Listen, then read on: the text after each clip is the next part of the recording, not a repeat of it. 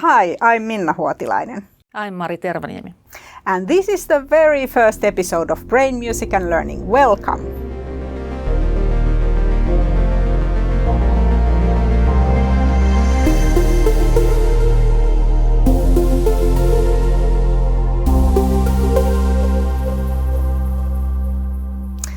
It's wonderful to have you with us discussing music and learning from the neuroscientific perspective and of course also from an applied perspective, ranging from early childhood education to schools, universities, work life and even the learning and memory of the elderly. So Mari, your path in research has been very multidisciplinary. Can you tell us a little bit about it? Well, I started to study psychology actually already in mid-80s. Yes, that's 35 years ago. But honestly, I felt that something is missing if I study only psychology. At that point, at least, it was very much centered in an individual. And in my view, something from society and societal level was ignored. So I went to study a bit of social sciences. And after that, I also felt that if I don't learn anything about the basics of, let's say, music functions, music learning, music something, I will regret it a lot later. So I had access to study also musicology for some years in parallel with psychology. And at that time, we were in a lucky position. We could freely choose courses of musicology, so that I went to different kinds of courses. I took something from music technology, something from music ethnology, and so forth. Music history and theory was actually anything we could avoid, so I took those courses as well. As an outcome then, one year I ended up merging music and psychology already in my master's thesis in psychology. And the topic was whether different types of musicians can react in a different manner to slight pitch changes in the brain, the methodology being a recording of electric brain activity. And since then I have been highly grateful to senior colleagues and professors who made it possible. There were Professor Kimmo Alho, Mikko Sams and Petri Paavilainen. And as our head of the research unit, we had academic Professor Risto Näätänen. He deserves my warmest thanks to his support. Later, he became also the doctoral thesis supervisor for my thesis and also for many theses of the first generation of the students I supervised. But at this point, Minna, your background is in engineering, and now you are professor of educational sciences.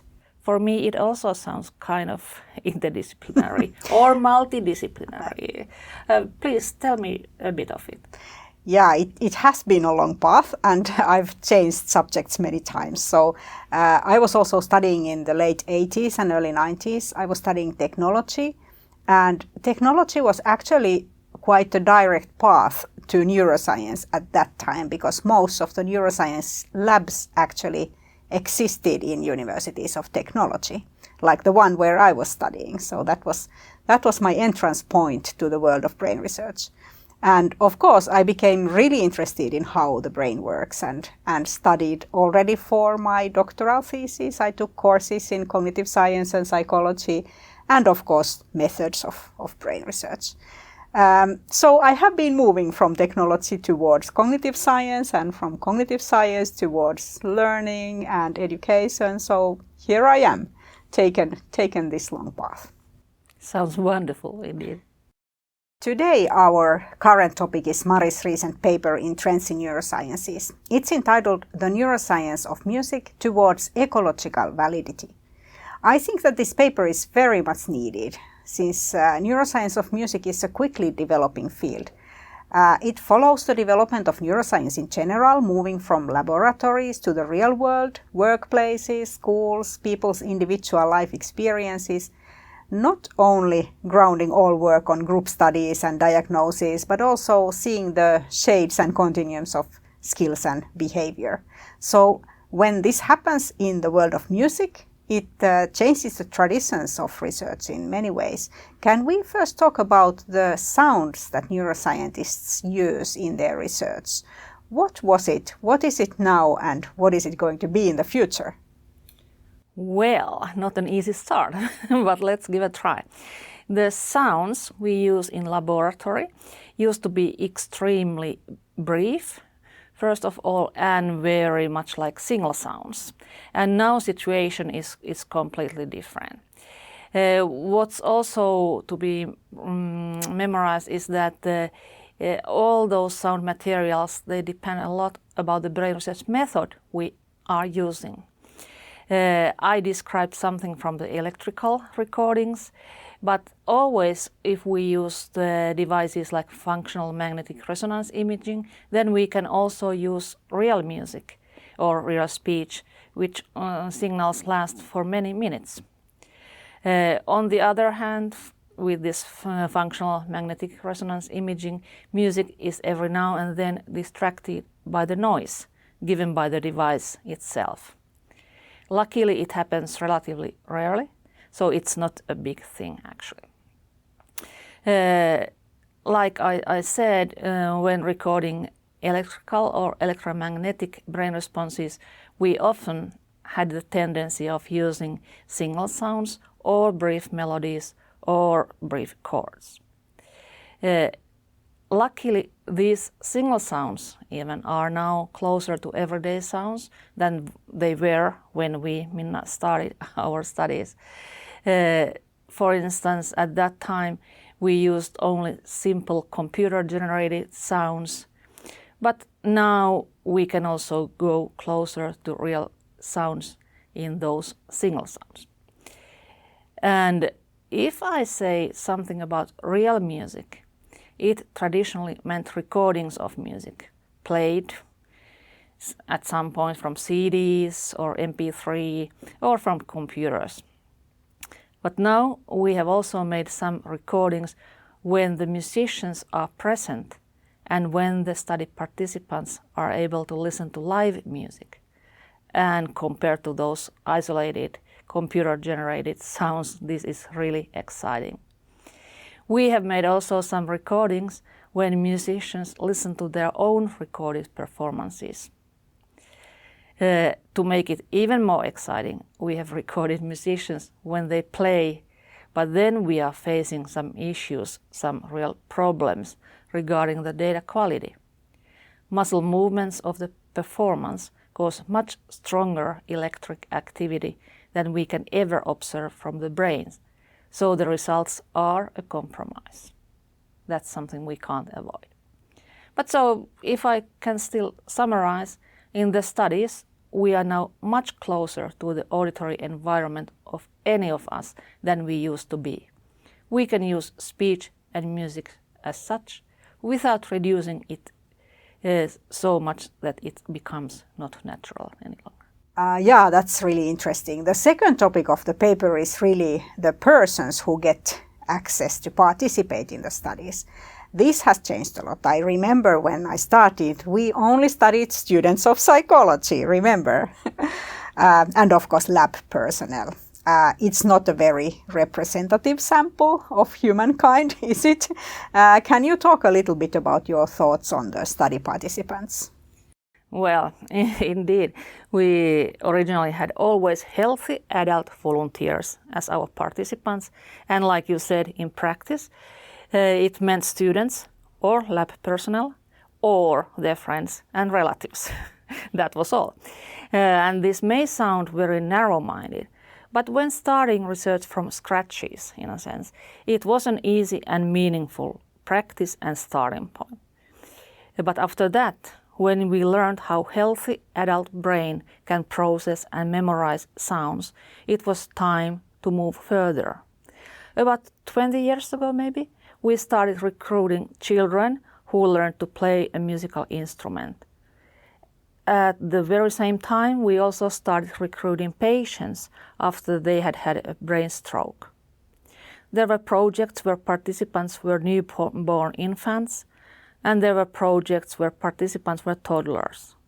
In one project, the participants were deaf-born children who had received a cochlear implant to enable them to hear, and so on. Now, when memorizing this may sound very easy, but it was not always so, because all study preparations and even places of the experiments had to be different with different kinds of participants. For instance, newborn infants and the neurological patients can only be studied in the hospital environment. And for the toddlers and school-age children, studies were done at the university, but then we needed to hire a nurse.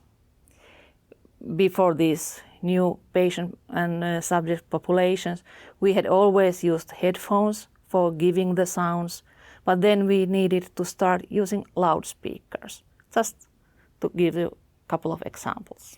Yes, and this is the place where the multidisciplinarity of the group is really important, to have people also from acoustic and stimulation background. Indeed. And at that time also it was crucial that we had very good financial support from national and international funding agencies. So, for instance, Academy of Finland, which is now called Research Council of Finland, gave us several periods as Center of Excellence. And the studies I listed above, they took often many years to complete, and without such long-term generous funding, it would not have been possible to do those studies. And also funding from many Finnish foundations like Jenni and Antti Vihuri Foundation, Finnish Cultural Foundation, Eulerben Foundation, and so forth. They have been really crucial for our progress. And not to forget the contribution of students. Many of them worked as our assistants and collected material for their master's thesis. Very important contribution and really valuable to the progress of our science. Yes, that's indeed really important. And the final part of this paper deals with data acquisition, how and where the data are collected, how research was done, is done now, and perhaps how it will be done in the future. This is getting all the time more and more complicated, Minna. Thanks for that.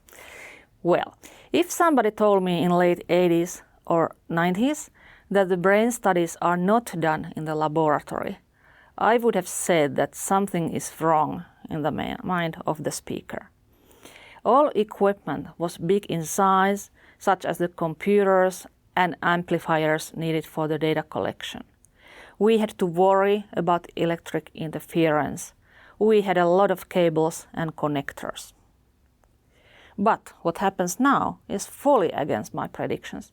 Electric brain data can be collected in schools and in daycare centers, hospitals, concerts. We do need laptops and amplifiers, but for instance, the amplifiers are sometimes smaller than a mobile phone. Data transfer is wireless. We do have to worry about electric interference caused by mobile phones, but otherwise it's quite easy to conduct these studies outside the laboratory. But why should we do so? When these music-related brain studies started, it was easy to make recordings of university students in the university buildings, like discussed a bit already. But now, when we wish to make studies with participants coming from several age groups, it's natural that their participation is much easier if we go to their premises and that they don't have to come to our premises. Even more important, this kind of mobile laboratory principle is if we think these studies from a global perspective. What we currently know about music, brain, and learning, it's mostly coming from Western countries and from Western music cultures. This is, of course, very narrow perspective, and actually, in my view, in future we should find means to investigate music lovers in a more global framework. One means to make it happen is to have these mobile laboratories that could be transported into new locations. Another issue is then how many musical cultures we can find without major influences from Western culture. But maybe that's beyond the current discussion, or what would you say, Minna? Well, I'm going to always be interested in the development of neuroscience methods for studying music and learning. And I think that it's a great example showing that how the development of the methods is actually feeding into the development of the research questions and the questions that we are asking and where and how we can be measuring the brain. Thank you, Mari. Thank you.